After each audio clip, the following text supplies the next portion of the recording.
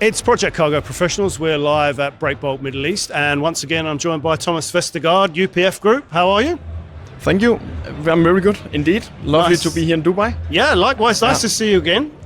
Likewise, and see what an event it's becoming here in Dubai. Really massive presence here. So busy. Yeah, indeed. Meet everybody in one place. Indeed. What's not to like? Yeah. So Thomas, you've been on the podcast before, but for people who don't know, just remind us who UPF is. UPF is African-focused forwarder. We are project-focused, but also general logistics indeed. And we are spreading out in Africa, trying slowly to cover the most main corridors. Currently, we are in 9 countries and slowly developing from there. And Portugal as well in Europe. And Portugal and Finland and Denmark. Right. Yes. And I saw you recently put a couple more dots on the map in Africa. So tell us where you've just opened up and also why you wanted to open up in those markets. Yeah, we put the dots in Q4 into Cameroon, mainly for our transit cargo into Chad. We have an intention also to grow our agency, port agency network into Cameroon. And then we added further on, we added Kenya in Mombasa, very strategic for us. We have been operating in Mombasa for quite some time. We are agents, but we found David. David come with a strong background from Mombasa originally. He was trained there several years ago. Now been 11 years in Kigali, and in Rwanda. So we're having a focus now for the whole Burundi, Rwanda, Eastern DRC, and then also up to Uganda via Mombasa. And we are strong. We consider ourselves as strong in Dar es Salaam, so it's an obvious step.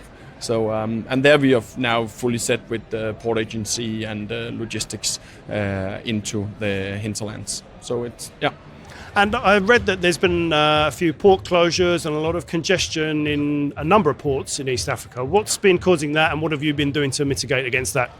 Oh, yeah, that's a difficult one.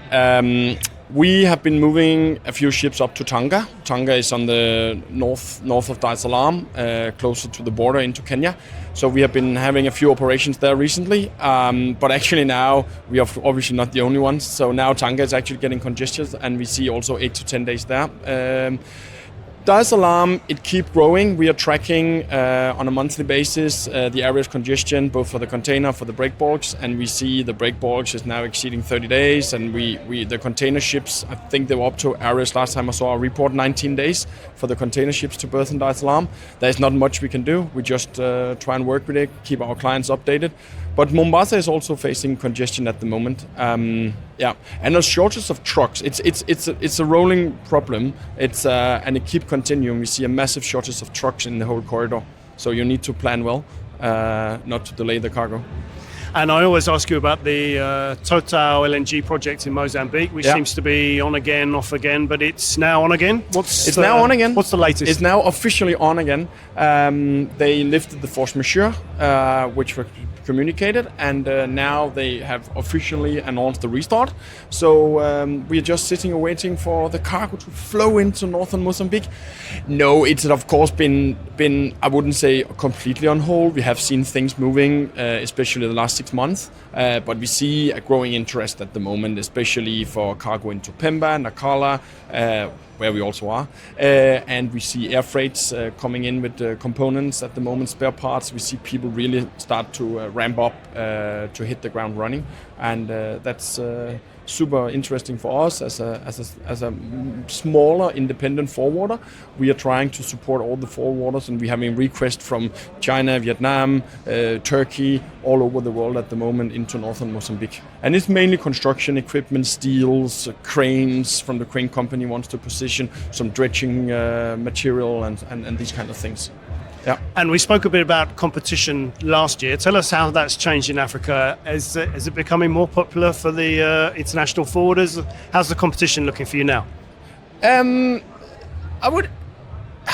Competition is there, definitely. A lot of people is showing interest in Africa, as we also discussed last time. But it's not a continent where you just open from one day to another. So I would say that the interest for Africa is a gain for us because we see especially European forwarders, they're turning more into the new continent, so to say, in a way. They're not that scared anymore. So for us, it's actually not a competition. It's an advantage. We see a growing interest from our regions, which is great. But the interest is there, and people are coming, and especially Mozambique, we see new players popping up all the time. But people are also, let's say, a bit worried how heavily should we invest. So you see people coming with 1-2 guys or girls into the country, maybe a higher local just to start receiving some cargo, because people have lost a lot of money building 2 large setups from day one. And Africa is not cheap. So. And how might your strategy change in future? Are you going to just carry on with Africa, or what's the long-term vision for UPF? It's no secret that we are slowly developing. We have opened the office in Rwanda. We had for a long time, we have had some delays getting traction there, but it's now happening. Douala, as mentioned earlier, we are looking into Congo. We're looking into Matadi. We're having a growing business actually via Matadi, and we need to see what we are going to do there. West Africa is definitely not out of our interest. Both it can be Cameroon, it can be Abidjan, it can be several places where we want to focus more.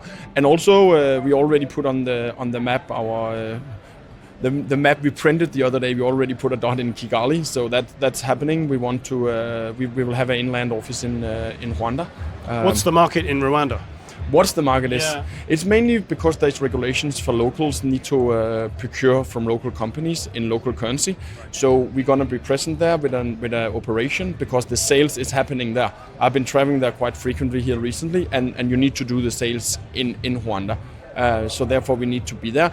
And it's also a gateway to Eastern DRC, which is Lubumbashi area, Goma, which is quite popular destinations at the moment, I must say. Yeah. So, yeah. And North Africa, Middle East, is that what brings you here, or No, are you just not here really. for fun?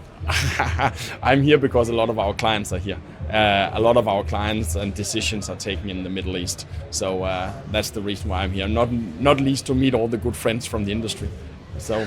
Absolutely. Well, Thomas, good to see you again. Thanks for the update. All the best. Thank you very much.